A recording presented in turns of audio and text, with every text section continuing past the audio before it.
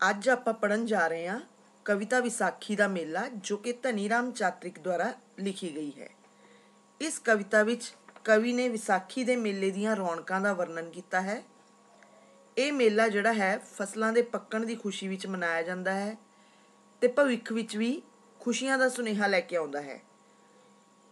ਇਸ ਮੇਲੇ ਦੌਰਾਨ ਕੁਦਰਤ ਉੱਤੇ ਜੋ ਜੋਬਨ ਆਉਂਦਾ ਹੈ ਉਸ ਬਾਰੇ ਵੀ ਕਵੀ ਗੱਲ ਕਰਦਾ ਹੈ। ਤਾਂ ਆਓ ਪੜ੍ਹਦੇ ਹਾਂ ਕਵਿਤਾ। ਪੱਕ ਗਈਆਂ ਕਣਕਾਂ ਲੁਕਾਠ ਰਸਿਆ, ਬੂਰ ਪਿਆ ਅੰਬਾਂ ਨੂੰ ਗੁਲਾਬ ਹੱਸਿਆ। ਭਾਵ ਇਸ ਵਿਸਾਖੀ ਦੇ ਮੌਕੇ ਉੱਤੇ ਕਣਕਾਂ ਦੀ ਫਸਲ ਪੱਕ ਕੇ ਤਿਆਰ ਹੋ ਗਈ ਹੈ। ਲੁਕਾਠ ਕੀ ਹੁੰਦਾ? ਇੱਕ ਫਲ ਦਾ ਨਾਂ। ਲੁਕਾਠ ਵਿੱਚ ਰਸ ਭਰ ਗਿਆ ਹੈ। ਅੰਬਾਂ ਦੇ ਫਲ ਨੂੰ ਬੂਰ ਪੈ ਗਿਆ ਹੈ ਤੇ ਗੁਲਾਬ ਦੇ ਫੁੱਲ ਹੱਸਦੇ ਹੋਏ ਨਜ਼ਰ ਆ ਰਹੇ ਹਨ। ਬਾਗਾਂ ਉੱਤੇ ਰੰਗ ਫੇਰਿਆ ਬਹਾਰ ਨੇ, ਬੇਰੀਆਂ ਲਿਫਾਈਆਂ ਟਾਹਣੀਆਂ ਦੇ ਭਾਰ ਨੇ। ਇਸ ਤਿਉਹਾਰ ਦੇ ਕਾਰਨ ਜਾਂ ਇਸ ਮੇਲੇ ਦੇ ਆਉਣ ਕਾਰਨ ਬਾਗਾਂ ਵਿੱਚ ਬਹਾਰ ਛਾ ਗਈ ਹੈ ਤੇ ਬੇਰੀਆਂ ਦੇ ਜਿਹੜੇ ਰੁੱਖ ਨੇ ਉਹ ਬੇਰੀਆਂ ਉੱਤੇ ਬੇਰ ਦੇ ਫਲ ਲੱਗਣ ਕਾਰਨ ਉਹਦੀਆਂ ਟਾਹਣੀਆਂ ਜਿਹੜੀਆਂ ਨੀਵੀਆਂ ਹੋ ਗਈਆਂ ਹਨ, ਲਿਫ ਗਈਆਂ ਹਨ, ਭਾਵ ਨੀਵੀਆਂ ਹੋ ਗਈਆਂ ਹਨ। ਪੁੰਗਰੀਆਂ ਵੇਲਾਂ ਰੁੱਖੀ ਚੜੀਆਂ, ਫੁੱਲਾਂ ਹੇਠੋਂ ਫਲਾਂ ਨੇ ਪਰੋਈਆਂ ਲੜੀਆਂ। ਵੇਲਾਂ ਜਿਹੜੀਆਂ ਕਿ ਰੁੱਖਾਂ ਦੇ ਦੁਆਲੇ ਚਿੰਬੜੀਆਂ ਹੋਈਆਂ ਹਨ, ਰੁੱਖਾਂ ਦੇ ਸਹਾਰੇ ਉੱਪਰ ਚੜ੍ਹ ਰਹੀਆਂ ਹਨ, ਉਹ ਪੁੰਗਰ ਗਈਆਂ ਹਨ ਮਤਲਬ ਫੁੱਟ ਪਈਆਂ ਹਨ। ਫੁੱਲਾਂ ਹੇਠੋਂ ਫਲਾਂ ਨੇ ਪਰੋਈਆਂ ਲੜੀਆਂ। ਫੁੱਲਾਂ ਤੋਂ ਹੇਠਾਂ ਦਰਖਤਾਂ ਨੂੰ ਫਲ ਵੀ ਲੱਗ ਗਏ ਹਨ। ਸਾਈਂ ਦੀ ਨਿਗਾਹ ਜੱਗ ਤੇ ਸਵੱਲੀਏ, ਚੱਲਣੀ ਪ੍ਰੇਮੀਏ ਵਿਸਾਖੀ ਚੱਲੀਏ। ਉਸ ਪਰਮ ਪਿਤਾ ਪਰਮੇਸ਼ਵਰ ਦੀ ਇਸ ਸੰਸਾਰ ਉੱਤੇ ਨੇਕ ਨਿਗਾਹ ਹੈ ਤੇ ਇਸ ਲਈ ਕਵੀ ਜਿਹੜਾ ਹੈ ਉਹ ਕਹਿੰਦਾ ਹੈ ਆਪਣੇ ਪ੍ਰੇਮੀਆਂ ਨੂੰ ਕਿ ਆਓ ਆਪਾਂ ਵੀ ਵਿਸਾਖੀ ਦਾ ਮੇਲਾ ਵੇਖਣ ਚੱਲੀਏ। ਦੂਰ ਦੂਰ ਥਾਂੋਂ ਵਣਜਾਰੇ ਆਏ ਨੇ, ਸੋਹਣੇ ਸੋਹਣੇ ਕੁੰਜਾਂ ਤੇ ਫੀਤੇ ਲਿਆਏ ਨੇ।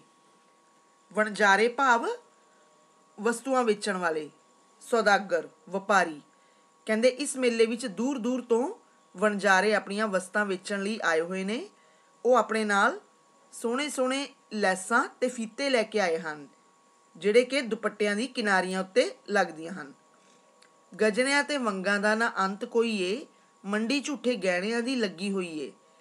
ਇਸ ਮੇਲੇ ਵਿੱਚ ਗਜਰੇ ਤੇ ਵੰਗਾਂ ਆਦਿ ਚੀਜ਼ਾਂ ਦਾ ਕੋਈ ਅੰਤ ਨਹੀਂ ਹੈ, ਭਾਵ ਇਹ ਚੀਜ਼ਾਂ ਵਿਕਣ ਲਈ ਬਹੁਤ ਜ਼ਿਆਦਾ ਮਾਤਰਾ ਵਿੱਚ ਆਈਆਂ ਹੋਈਆਂ ਨੇ।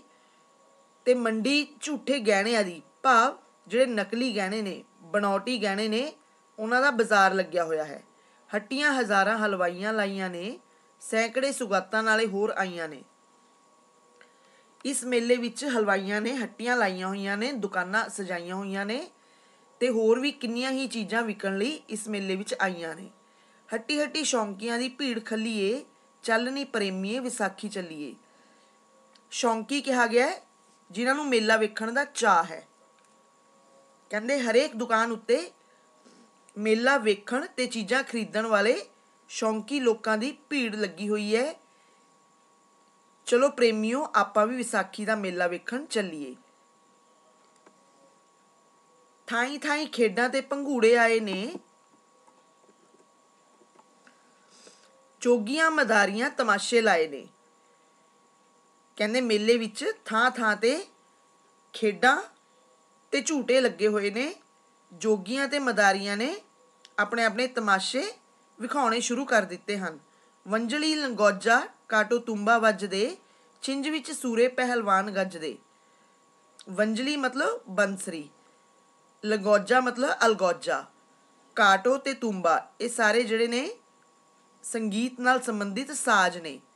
ਕਹਿੰਦੇ ਇਸ ਮੇਲੇ ਵਿੱਚ ਵੰਜਲੀ, ਅਲਗੋਜਾ, ਕਾਟੋ ਤੇ ਤੁੰਬਾ ਵੱਜ ਰਹੇ ਨੇ ਤੇ ਛਿੰਝ ਵਿੱਚ ਸੂਰੇ ਪਹਿਲਵਾਨ ਮਤਲਬ ਜਿਹੜੇ ਬਹਾਦਰ ਪਹਿਲਵਾਨ ਨੇ ਉਹ ਘੋਲ ਕਰਨ ਲਈ ਗੱਜ ਰਹੇ ਹਨ। ਇਕੱਠਾ ਹੋ ਕੇ ਆਇਆ ਰੌਲਾ ਸਾਰੇ ਜੱਗ ਦਾ, ਭੀੜ ਵਿੱਚ ਮੋਢੇ ਨਾਲ ਮੋਢਾ ਵੱਜਦਾ। ਇਸ ਮੇਲੇ ਵਿੱਚ ਇੰਝ ਜਾਪ ਰਿਹਾ ਜਿਵੇਂ ਸਾਰੇ ਸੰਸਾਰ ਦਾ ਰੌਲਾ ਪੈ ਰਿਹਾ ਹੈ, ਭਾਵ ਬਹੁਤ ਸਾਰੇ ਲੋਕਾਂ ਦੀ ਭੀੜ ਜਿਹੜੀ ਹੈ ਇਸ ਮੇਲੇ ਵਿੱਚ ਜਮ੍ਹਾਂ ਹੋਈ ਹੈ ਤੇ ਲੋਕਾਂ ਦੀ ਇੰਨੀ ਭੀੜ ਹੈ ਕਿ ਮੋਢੇ ਨਾਲ ਮੋਢਾ ਵੱਜ ਰਿਹਾ ਹੈ, ਭਾਵ ਲੋਕ ਇੱਕ ਦੂਜੇ ਨਾਲ ਟਕਰਾ ਰਹੇ ਹਨ। ਕੋਹਾਂ ਵਿੱਚ ਮੇਲੇ ਨੇ ਜ਼ਮੀਨ ਮੱਲੀਏ, ਚੱਲਣੀ ਪ੍ਰੇਮੀਏ ਵਿਸਾਖੀ ਚੱਲੀਏ। ਕਿੰਨੇ ਹੀ ਕੋਹਾਂ ਵਿੱਚ ਇਹ ਮੇਲਾ ਲੱਗਿਆ ਹੋਇਆ ਹੈ। ਇਸ ਲਈ ਆਓ ਪ੍ਰੇਮੀਓ ਆਪਾਂ ਵੀ ਵਿਸਾਖੀ ਦਾ ਮੇਲਾ ਵੇਖਣ ਚੱਲੀਏ।